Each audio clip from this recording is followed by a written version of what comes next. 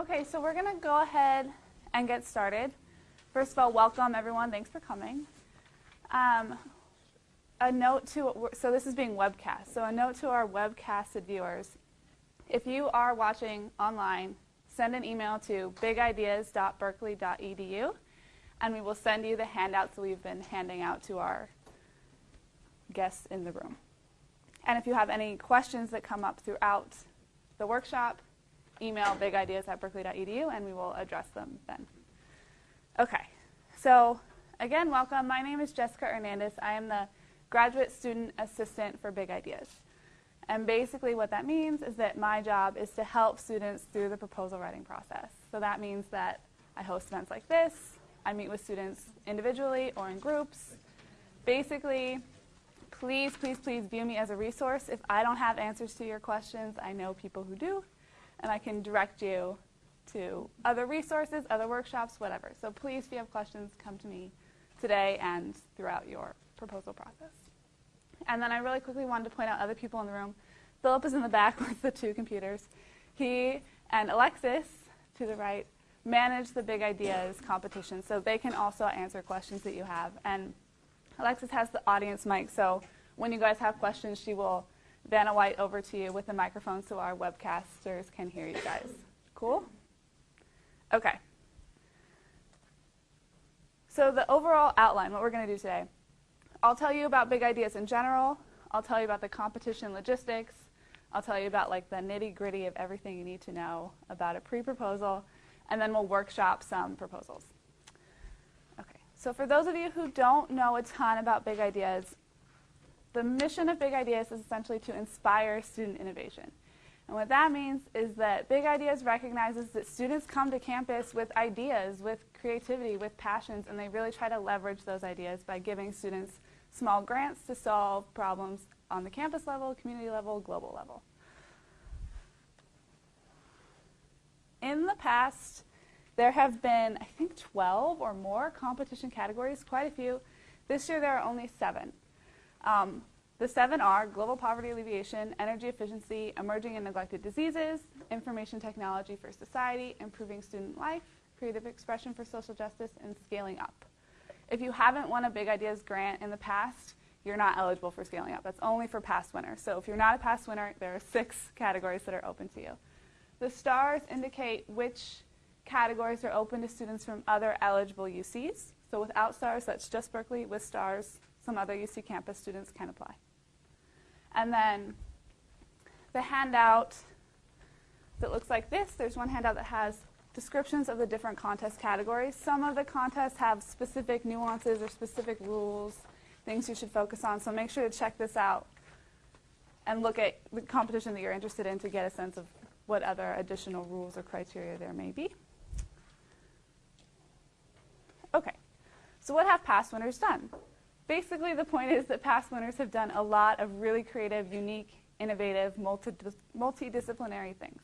So some examples include past winners have engineered water purification systems, assisted with diagnosing malaria in remote villages using cell phone applications, created opportunities for meaningful service for students, and developed plans to improve Lower Sproul. So again, it goes from campus problems to global problems in a variety of domains. And to get a sense of sort of what Big Ideas has done to support students and to launch student ideas, we're going to watch a really quick 4-minute video. And it should give you an idea of some of the things that past winners have done in addition to these, and a sense of the purpose of Big Ideas in general. What makes an idea big? I think what makes an idea big is that it goes outside the normal boundaries. I think what makes an idea big is that potential for its impact in the community. It's novel, it's unique, it's challenging, it's exciting. Following the Clinton administration, I got a job at UC Berkeley as a special assistant to the Chancellor for Science and Technology. And it was at Berkeley that I came up with the idea of supporting student-led initiatives.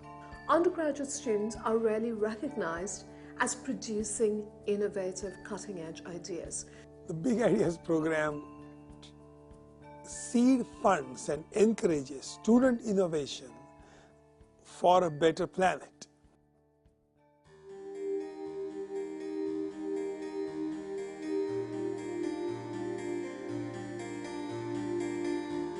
Strangers Without Borders at Cal is a student group. We connect engineers here in the United States with people in the developing world. In multiple third world countries, there's a recycling issue in terms of there's garbage and plastic just strewn all over the place, and the only way that they can get rid of it is either a garbage dump or just officially burning it. Many times you see shacks with just tarp covering over in the high rainy season, leaking in the house. So if we could connect the dots between something that they have an abundance of and something they have a lack for, then we could really create a sustainable solution.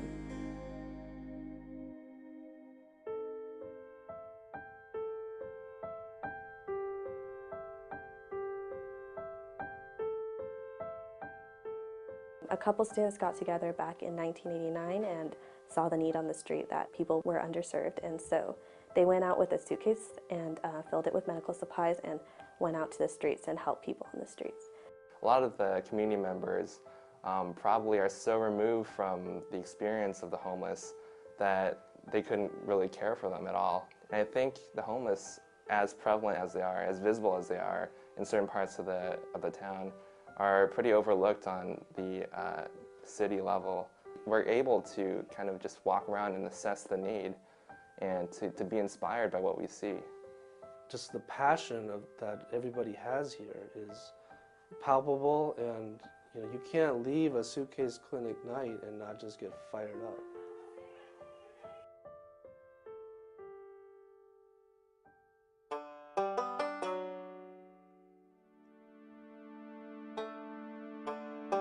So we were signed up in a class called Design for Sustainable Communities.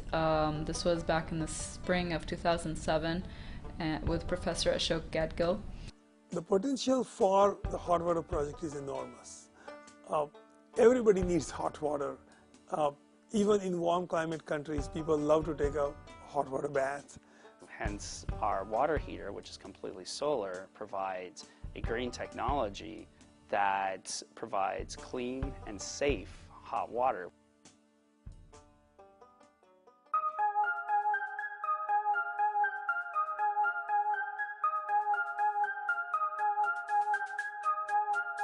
Back to Youth was started during our last semester in school, about a couple months before graduation, and I actually had an offer to go into consulting in San Francisco. Alex had an offer to go into investment banking in New York, and we're sitting in Alan Ross's business ethics class our last semester, and he brought up this fact that he had read that you could potentially grow gourmet mushrooms entirely on recycled coffee grounds.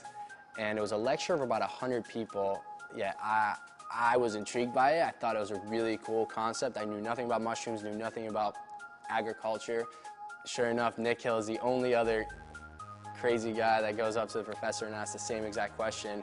So we ended up meeting up and kind of turned Alex's fraternity kitchen into a community science experiment, just testing it out, and ended up growing one test bucket, like literally a paint bucket of mushrooms in Alex's fraternity kitchen. And we'd come back from spring break and we'd take that one bucket over to Chez Panisse, knowing nothing about mushrooms, like, hey, what's the best restaurant in town? And Alice Waters happens to be there, and we kind of tell her, hey, we're trying to grow mushrooms more sustainably on coffee grounds. And she gets her head chef, Cal, over. He sautés up some on the spot.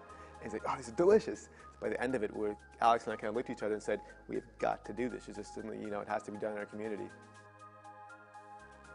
It doesn't take a lot of money. It doesn't take a lot of, it doesn't take a 5-year PhD research project in order to do some of these things. It's a step in the process, and I think Big Ideas is a great way to get a wide spectrum of students across campus working to understand that we can solve challenges. So with the Blum Center and its priority to really connect students with the developing world, I heard about the Big Ideas program, and it was brought to our attention as a group, and we thought, hey, this would be a really great opportunity to kind of get the word out about our projects and see if we can get some support. And the funds from the Big Ideas grants is pretty much going to be used towards the research of the project, because we're going to need a lot of tools. It's also going to go towards the prototyping phase of it, because we need to go out, buy materials, construct this thing, and test it. Cal really has that perspective that it's not just all in the classroom. Things need to be applied, and you need to connect the dots between what you're learning in the classroom and the outside world. The idea behind Big Ideas was to recognize how working at a very micro scale working on what seems to be a tiny problem, perhaps in our backyard, can have quite widespread consequences. Yeah, so the Big Ideas grant, we applied for specifically dental because that's what we wanted to expand on. Dentistry is really, it's extremely important for the homeless population, and not just for the reasons that are immediately obvious. No employer will hire you if you're missing your front 2 teeth. Doesn't matter. You could be graveyard shift, janitor, down in the dungeon, and the boss will not hire you because people are stigmatized by a certain look. And you can see, like, when they walk out, just a new sense of hope that kind of fills them. I really feel, I'm convinced that this is sort of a cascading thing where one thing can lead to many unintended effects. Having it was like one of the best things for our project. It really got us off the ground at a point where we needed that extra inspiration and financial assistance to do it. Yeah, knowing that the campus is supporting projects like this and that you have access to these resources has been very instrumental for us. We first came across the idea, we had no idea what we're trying to do with it. It was kind of a very far-flung idea, trying to go mushrooms on coffee grounds. We had no background in it, and had this wild dream of starting a mushroom farm up, but we kind of needed, in some sense, that validation from our community too, that this was something that people wanted to support. Big Ideas gave us a $5,000 grant to really get us off the ground. We were able to materialize what we had put on paper and put so much thought into. And since then, we've grown from a fraternity kitchen to a 300 square foot warehouse to a 1,200 square foot warehouse to this new 10,000 square foot facility behind us.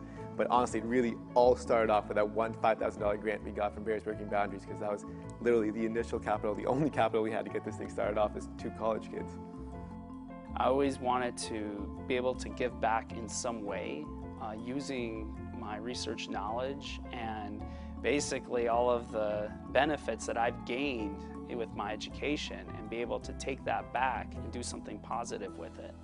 Just the fact that Big Ideas existed and seemed willing to fund a project like this gave us hope, because our budget for dental is actually like under $200 a semester, and we saved the residents of Berkeley like probably $50,000 to $100,000 just through the services we have. It's really interesting for us. Like, we never walk in any cafe again or drink a cup of coffee and look at it the same way, because literally all that waste that we're interacting with every single day that was being thrown away has been the foundation for the jobs, the income, the impact that this company's made. Berkeley is truly an extraordinary place. It's a place with intellectual vibrancy, with such an extraordinary galaxy of talent in every field that you want to touch. Taking stuff that they're learning in the classroom and then being able to apply it towards a real-world solution is critical. The majority of us get a lot of extra satisfaction out of developing a big idea from science and then implementing it. And I think that's good for the world, I think it's good for the university, and I think it's good for society. I think what makes student-led innovation distinctive and different than traditional academic research is that students, precisely because they're still in the mode of learning, are willing to think outside the box. Anybody else looks at used coffee grounds and thinks waste. These students looked at used coffee grounds and thought opportunity. Students don't know what they can't do yet. So they may be willing to tackle a problem that a more experienced researcher would say, oh, that's really difficult. We should disabuse ourselves of the idea that all smarts are with the professors. Students are just as smart, they're just younger, that's all. Big Ideas is much more than a grant. It's really investing in college students that have these amazing things that are flowing in their head that they want to figure out how to make tangible and how to make business out of it. And it ends up being much more than a grant because it gives you that confidence to go forward. The fact that there's other people in the room and other people at Cal that are reviewing this and thinking, hey, you should go for this. The power of the small grant is that it allows students to experiment earlier in their lives. They don't need to wait to complete a PhD and get a faculty appointment to try something new. I think that's very important. Otherwise, we waste a whole kind of generation just waiting for the credentials to do something that they have some capacity to do earlier. what makes an idea big? If it's sustainable, first of all, if it can keep on being what it is and growing. It is a big idea that takes on something that seems to be an obvious problem, and yet there seem to be no obvious solutions. Its uniqueness and its power to make change in the world. That's what makes a big idea. It's not being bogged down and being told, oh, you can't do this, so you don't try. I think what makes an idea big is that it goes outside the normal boundaries and it really kind of surpasses what was already there and sets a precedent for something new.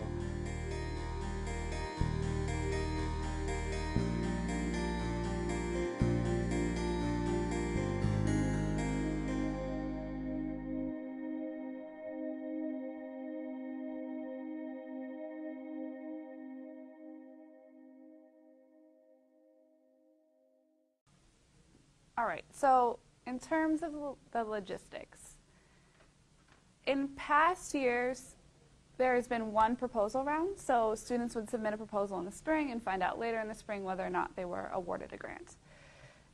This past year, Big Ideas has worked with Social Sector Solutions, or S3, which is a class of the business school, and they had students look at the Big Ideas competition, talk to past winners and past applicants, and figure out ways that they could better support students. And as a result of that process, this year the proposal process is split into two. So there's a pre-proposal round in the fall and a full proposal round in the spring. So in the pre-proposal stage, the main thing you want to know is just that the deadline is November 21st at 5 p.m. And this information is all on this handout. So basically everything I will tell you today is on here.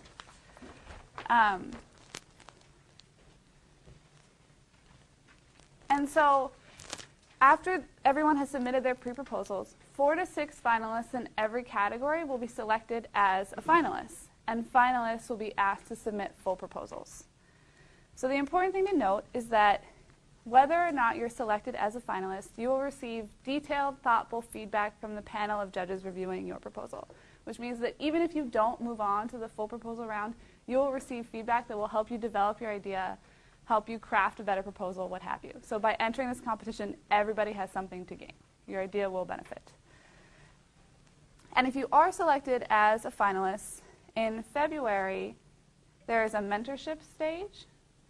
And basically what that means is finalist teams will have the option of being paired with mentors who are MBA candidates, who are business professionals, basically people with lots of experience looking at proposals, and they will work with you on the finesse of your proposal, on really developing and honing in on your ideas based on the feedback that you got from the judges and their experience. The full proposals are due March 5th at 5 p.m. And then some finalists will be asked to participate in sort of the grand prize. So there are 3 winners in every competition category. There's 7 categories. There's 21 winners, first, second, and third place in every category. There's also going to be 1 grand prize winner, so 1 winner across all categories. And the grand prize competition involves a grand prize pitch day, which is on April 13th. So grand prize finalists will be asked to come in and pitch to a panel of judges.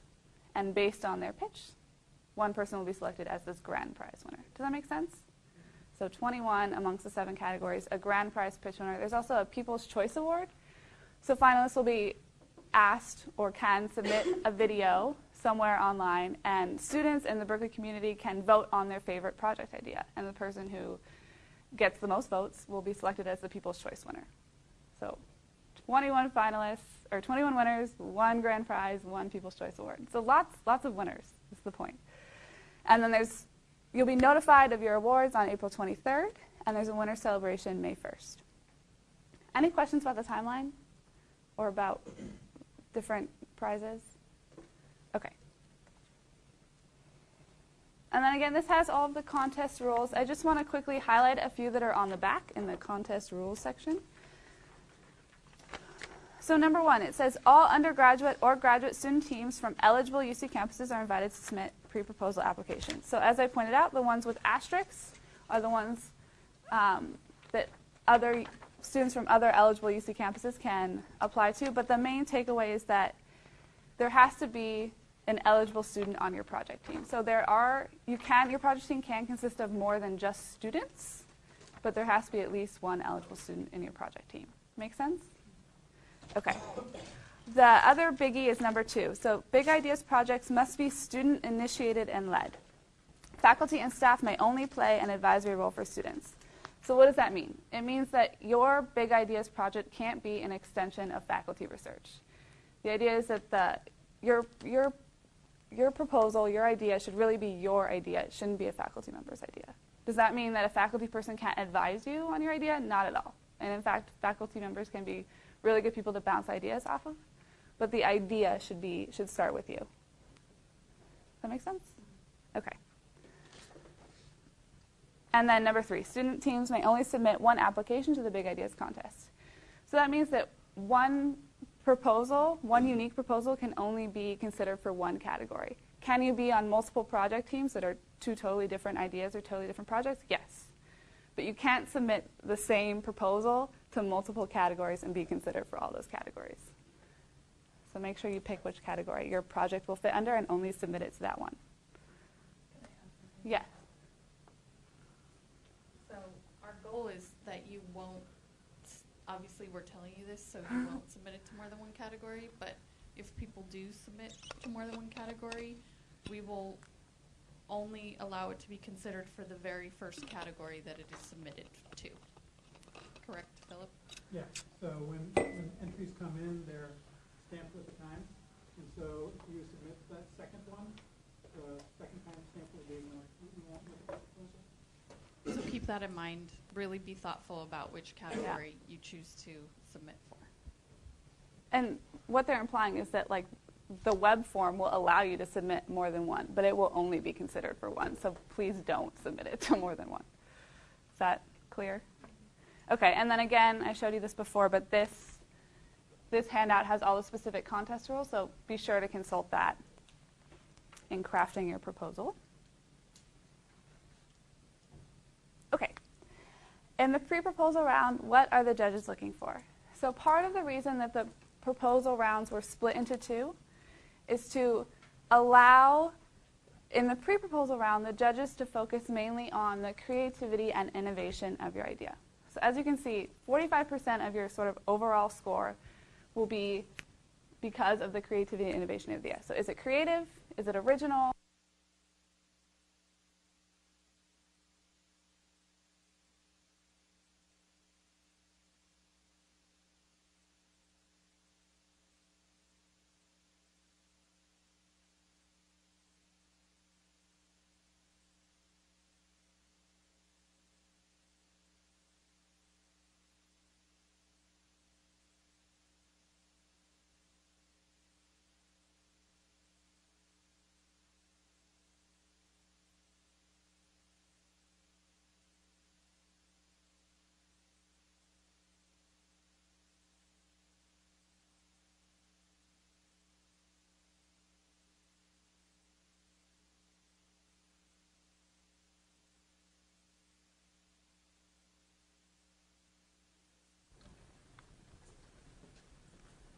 Should I wait for the red light to come on? No, it should be on already. We're just going to go with it. Basically, the pre-proposal round shouldn't be daunting. It's not about how professional is your proposal or how polished is it. It's really about the idea. And then when you work with the mentors in the mentorship stage and when you're developing your full proposal, that's when you'll work more on the finesse of your proposal. Does that make sense? Okay. So pre-proposal shouldn't be scary. Okay, so we're going to go into basically every single thing that you'll need to include in your pre-proposal. So I'm going to give you guys a lot of information, but feel free to raise your hands and stop me if you guys have questions that come up, or if I don't explain something in a way that makes sense. Okay, so when you go to submit your pre-proposal, you'll go to the bigideas.berkeley.edu website. There's a tab that says Contests, and then for every contest, there's an Apply Here button. It's very straightforward. But basically, there'll be a web form where you enter in your information, name, email, a bunch of things. One of the things you'll have to enter in is a title. Obviously, that should be on sort of like the PDF that you attach as well, but you'll have to submit a title in order to submit a proposal via the online form. The idea here is that it's pretty straightforward. It should be descriptive and hopefully catchy. Past examples are from crop to cup and pedal or power project. Most of them are pretty straightforward. Also, in the online form, you're required to submit a 50-word summary. Basically, this is your elevator pitch. We want students to be able to really succinctly share their idea. And also, this is something that Big Ideas might share with others. So Big Ideas might want to put on the website what past winners are doing, and it's helpful for us to have this short description. And then on the web form, you'll also submit a slightly longer description. It's about 300 words, 1,500 characters, I think is the limit. It's the same idea. It's just a summary of your project, but you have a little bit more room. And again, these are the things you have to submit on the web form. In your pre-proposal, which is 3 to 4 pages, you can have a project description that is longer than 300 words. But for the purposes of the web form, you're limited. Does that make sense? Okay. And then in your 3 to 4 page pre-proposal, you'll have to submit a needs statement. And basically, your needs statement is the meat of your proposal. It's where you are making a claim for why your project should be funded. I like to think of this as like you're being a debater, you're assembling all of your really great arguments, anticipating counter-arguments, and just laying out a really good argument for why your project is important, why people should care. The best way to do this is through research and statistics. So that includes research about the problem, the community you wish to serve, or the market you'll be entering, and if you can, what's been done in the past and how you're going to do it better through your project. Most of the time, these are things that people have already thought about. The best projects are ones that sort of like emerge from the needs. So many of you already have an idea of the needs of your population or your market. So it's just a matter of sort of succinctly putting them all on paper in a really logical, well thought out way. Any questions so far? Okay. You'll also be required to include a timeline. This is fairly informal, but the idea is you want to show the judges that you have thought out all of your next steps and have assigned an approximate date for when those will occur. So it just allows the judges to see sort of what you're going to do and approximately when it's going to happen. The important thing to note is that awards will not be dispersed until June. So you shouldn't put anything on your timeline that requires Big Ideas funds before June. And of course, it's important to be reasonable and realistic. So you want to show that you're being efficient, but you don't want to overestimate how much you can do in the amount of time that's on your timeline. Cool? Okay. There's also a short team bio section. The idea here is you just want to show that your team has the capability to say that you can do what in your proposal you say you're going to do. So the team bio should include relevant accomplishments, training, areas of expertise. That means it shouldn't include personal details that aren't relevant. So some team bios sometimes include like, I'm Jessica, I'm an English major, I really love knitting, and I'm from Sacramento. While that might be interesting, it's not relevant, so don't include it. Does that make sense? Yeah. Oh, hold on, wait for the mic, sorry. I can speak kind of loud. Well, it's just for the webcast people. I trust you. So, what if you're partnering with other nonprofit organizations and they have expertise such as architecture or accounting? Are you including them in your team, or is it just simply the students here writing the grant? You would include them in your proposal somewhere. You can put bios for the organization. You can put it in your project description. I mean, I think it would make most sense to put it in the team bio section, even though they aren't like a student part of your student team. But you would want to mention partnerships that you've initiated and sort of what piece they're playing in your project. Does that make sense? Mm-hmm. Any other questions? Yeah, wait a second. Is there like an average group size that's normal? I wouldn't say there's a normal group size. Some projects are just one person. Some projects are like maybe up to 10 people. I would say average might be around 4. I'm looking, I mean, but it ranges a lot, and there's no minimum or maximum requirement. Do you guys give preference to like 1 versus like 10? No, there's no judging criteria that says, like, do you have a group size of approximately 4. The idea is that you don't want to include people in your team bios who aren't doing it, like who aren't adding. You want to show that, you know, you have however many people on your team, they're all serving a function, and that's all benefiting your project. So don't include people just to include people. Does that make sense? And there's another one right behind you. Hi, thanks for everything. Mhm. You have we have the pre-proposal, and then we have the actual proposal. I'm curious if we can add team members between the pre-proposal and the proposal. Yeah, I mean, it's a very flexible process, and we expect that you're developing your idea and sort of tweaking and changing your proposal during that mentorship phase. So yeah, what you submit in the pre-proposal is a really good idea of what you want to do, and we expect that your project has life and will transform sort of as you go through the process. Does that help? Okay, anything else? Okay. And the preliminary budget. So there is a handout that is a budget template. Did everybody get it? It looks like this. Yeah? Anybody not have it? Okay. Did I see a hand? Do you not have it? The idea is that you want to use the budget template as a starting point. So there's a lot of stuff on the template that might not be relevant to you. So let me grab another copy. Basically, there's an expenses section and a revenue section. So not everyone may have an extensive revenue section. Their project might not be planning to make any money. They might not need any revenue beyond the Big Ideas grant. If that's the case, you can pretty much ignore the revenue section. In the expenses section, there's a subsection around travel and transportation. If you don't need that, totally take it out of this template. So the idea is use this as it fits your project. But we wanted to provide students with a little bit more structure around the budget. In the past, we haven't given a template. So this should be helpful. That's the idea. If it's causing you a lot of problems, let me know. But the idea is that you should mold it, take out rows, add rows, take out whole sections as much as you need to.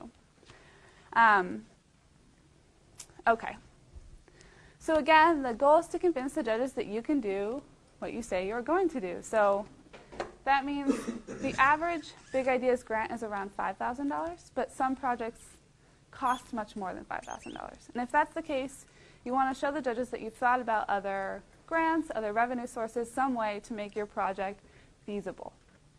You also want to show that you've thought out all of the costs related to your project, and that means that it's usually an iterative process. So you start with, here's what I want to do with my project. You figure out all the associated costs.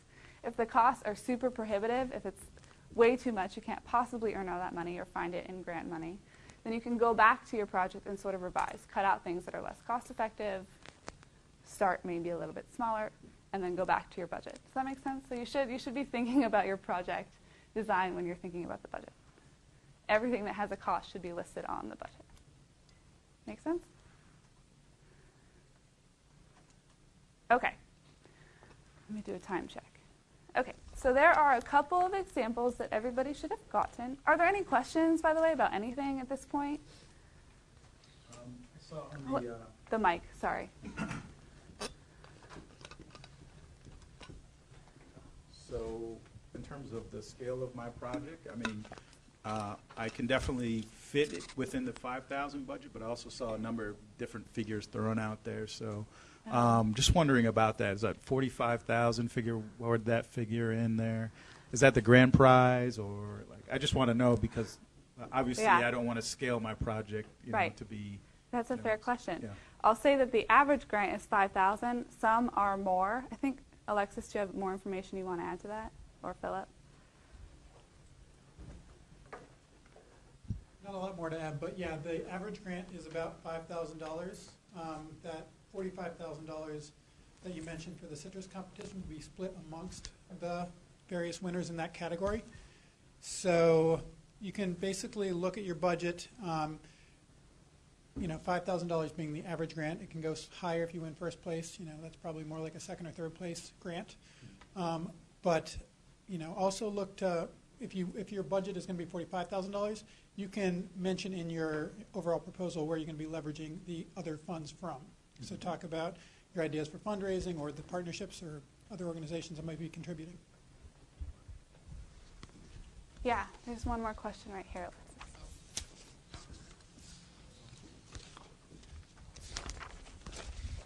I had a question about the timeline.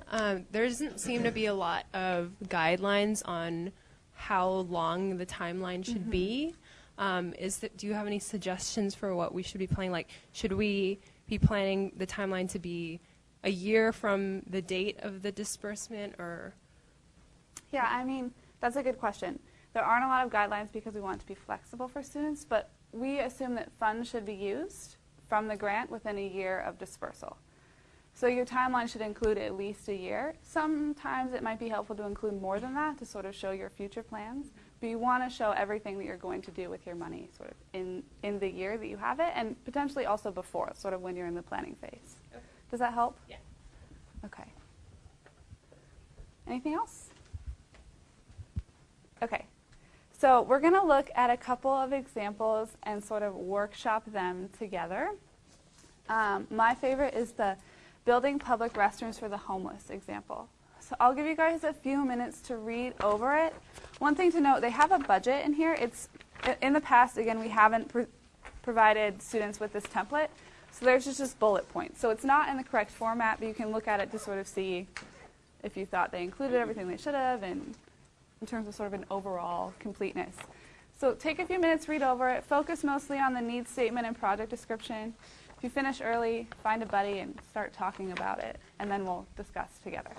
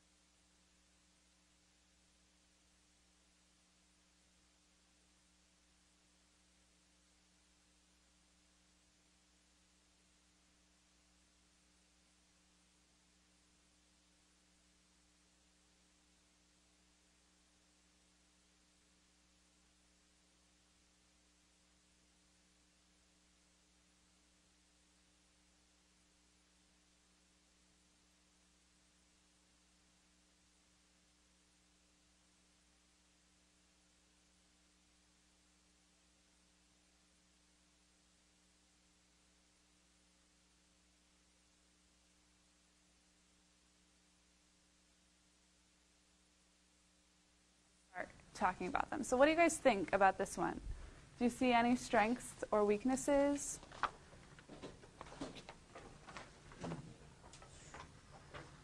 Yeah. Oh, sorry, Mike.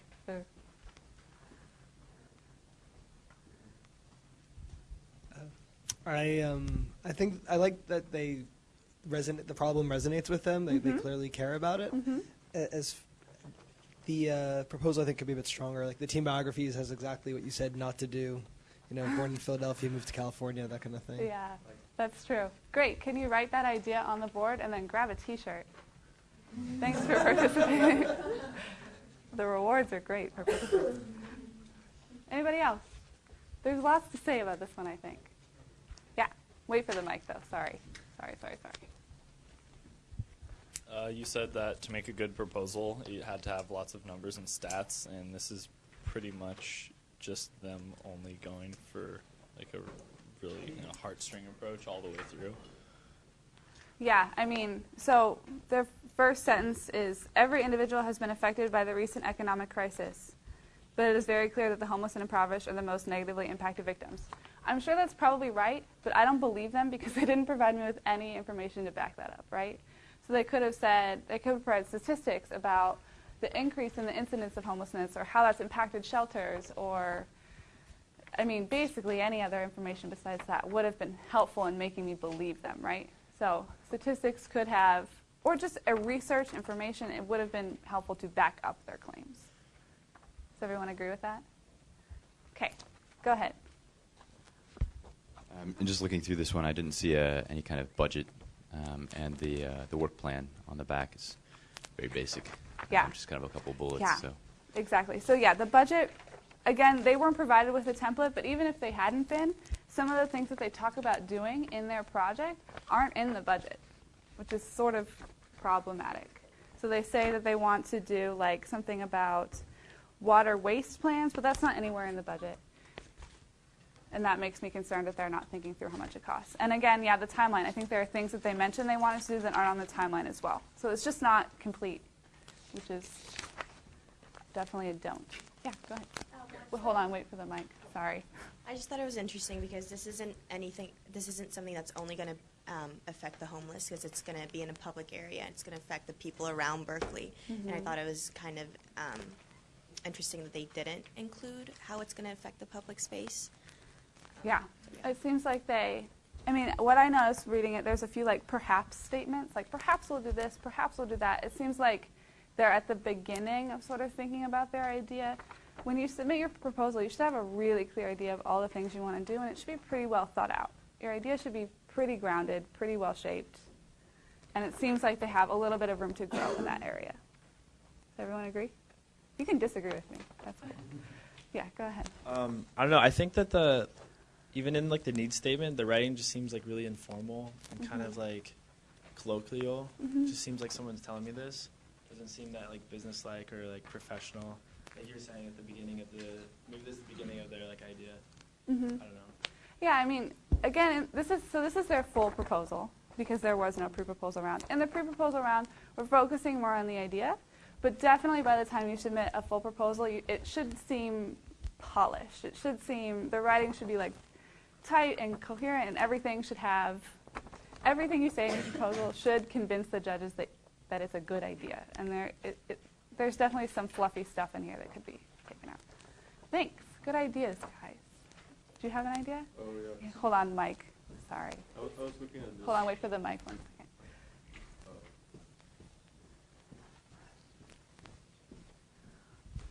So I was looking at these ideas. I feel like if I were the judge, I wasn't really convinced why this is a unique idea. Like, because they say they wanted this idea just because they witnessed like the homeless repeatedly using like public restaurants, but it's not really something unique, and maybe need to be more thought out. And right. Well, yeah, definitely. At the very least, there may have been, without researching this, think there may have been similar types of projects. It would have been helpful for them to list out, like, this is what's been done in the past, and this is how my project is unique. This is how my project is going to address a unique need. So that means that your project, I mean, likely some of the projects that you guys are interested in aren't the first thing in your field, in the particular community you're reaching you want to reach. But hopefully your project will address something better or address a unique problem. And you definitely can talk about what's been done in the past, and it's somewhat encouraged. Okay, go ahead. Red shirt, sorry. I would have some concerns about its effectiveness because they don't discuss plans to talk with homeless or homeless advocates and get their opinion on what is effective and what's not. So it's sort of, like the other guy said, what they've noticed, and that's not necessarily a good basis of an idea. Yeah, it would be helpful for them to really get to know the needs of their community. It doesn't seem like they've done a whole lot of that, or if they have, they haven't talked about it. So that's a problem too. In terms of the timeline, and maybe this is more of a question, I mean, it's kind of vague, like 1 to 2 months, but also it's not in the context of like months or times, or like it's not really specific in terms of when it's actually going to be done. Yeah, it would be more effective if they said like this is going to happen in June, because they say like something will take 3 to 4 days or 1 to 2 months, but are these happening at the same time? Are these happening one right after the other? And some of the things they say seem a little unrealistic to me too, like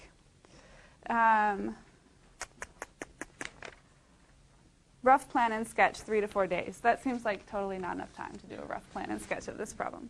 Time taken to construct public bathroom, 1 to 2 months. I mean, I don't know much about construction. That doesn't seem like a whole lot of time to me. Maybe you guys disagree. It seems like this is a little unrealistic, and it would be helpful to have some more specific information about when these are happening and if they're happening at the same time. Yeah, go ahead. Another reason we doubt their timeline is because they both have the same background and there's only 2 people on the team. So for them to say that they're going to construct a bathroom doesn't imply that they have any knowledge of how to do that, and they have no one on their team that can speak to a way of going about that. Yeah, that's a big one. So I think they say they're going to partner or hire some contract team or something, but we might question whether or not they have the expertise to most effectively hire someone or pick a firm. So we question whether or not they have the expertise to really carry this out. That's good. Go ahead and write it down. There might only be extra larges left, but feel free to take one. I have a follow-up question on Julie's point. So I'm just wondering what they could have done to fix that. So since this would be their pre-proposal, could they have, let's say, said that they were looking for civil engineering students to help them with their, and just said, you know, placeholder bio, we're going to bring someone on hopefully by March? Yeah, I mean, that would have been more effective, certainly, for at least them to acknowledge, like, there's this need and we're planning on filling it, even if we haven't found that person yet. That would be way more effective than just ignoring it. So, I mean, I think that's a good point. You want to prove that you're thinking about these things and that you acknowledge where there might be holes and you actively plan to fill them. So, I mean, it might not be realistic. I mean, this proposal is due in November. It might not be realistic to lay out all of your partnerships and construct the perfect proposal team, but acknowledge that you're looking for people if they aren't already a part of your team. That's a really good point. Go up to the board again. You already got But your you team. ran out of shirts, so you don't get one, but go to the board. Anybody else? Can anyone find strengths to the proposal? We've been kind of negative.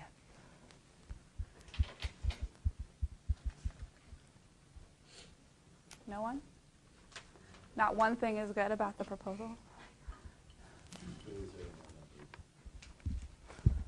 It's clearly serving an unmet need. Yeah. Yeah. Or at least we can assume. We don't know much about the need because they don't present us with much information, but we see that they are passionate about it, they've identified a need, and they're caring enough to do something about it. So that's good. Will you go write that on the board? I just... Clearly unmet need. And passion. Yeah. I just wanted to add, we had a conversation with our steering committee yesterday, and many of those folks will probably be serving as judges, and one thing that we talked about at some length was this idea of replication. Like, is there already something happening that's very similar? And so Jessica's point about like really making the case for where you fit into the landscape of what's already being done, I think will really speak to that creativity and innovation piece, which is such a big percentage of the pre-proposal. So think about that as well. Yeah. I mean, I think that'll be helpful for you guys in general as you're talking about your projects. One of the worst things that can happen is someone's like, oh, someone's already doing that. Haven't you heard of blah? And you're like, oh, God, really? Like, it's just, You really want to be knowledgeable about what's happening around your market, around your community that sort of is similar to what you're planning on doing. Anything else? Okay. There's another proposal. I don't know that we'll have time to look into it in detail. It's a slightly stronger proposal, so it will give you an idea of how proposals can be presented in a stronger fashion. It definitely presents more statistics. One thing also to note is the judges will be sort of like professionals, business professionals, but they might not be experts in your field. So even if your proposal is very technical, try to avoid the use of jargon as much as possible, because people who may not be familiar will be reading it. If they can't access it, they're not going to love to read your proposal. So you want to avoid that. So this one does a really good job of sort of making something that's detailed and complicated really accessible to the reader. So look to this for that. Are there any other questions in the last few minutes? Do you guys want to look this one over together really quick, or do you feel like is anyone really dying to workshop this one together? Okay, great. I will be here. You can come to me with individual questions. Oh, wait, hold on. Hold the phone. Okay, there are drop-in office hours. 1 second. Let me say my spiel. Drop-in office hours. So in the Blum Center in Office 100B, there are people who are dying to talk to you Wednesday and Thursday, 2 to 4 p.m. So please come. Please come. I will be there, or a past winner will be there who's like very extremely experienced. It's in Office 100B. So there's like a big room downstairs called B100. Not in there. You got to go up the stairs to Office 100B.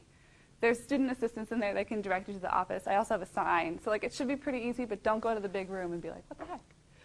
So please come, ask questions. We can, like, I sit in there and nobody comes, and it makes me very sad. So please come. We can talk about questions. We can workshop your proposal. And anything. don't wait until November 20th, yeah, please. I'll be really sad if you do that. So please don't. Or if you can't make these times, I can meet by appointment. That's totally fine. There are also other workshops. You can find out about them by going to research.berkeley.edu. I think they have the materials online, but they also host workshops like this for students who are writing proposals about various things, and they're really helpful. So go there to find other information about proposal writing. And there's my contact information. Feel free to email. Get in touch. Okay. You had a question. Someone back there. So just on the last case, it Yeah. didn't look like there was a timeline, like a work plan Yeah. or a budget. So this is sort of a chopped up version. It just has the description and I think the needs statement essentially. They didn't include that. It was a proposal from last year where the requirements were kind of different. You should include a timeline this year, but you're right, it doesn't, and that would be very bad if they were submitting it this year. Okay, thanks everyone for coming. Get cookies if you can.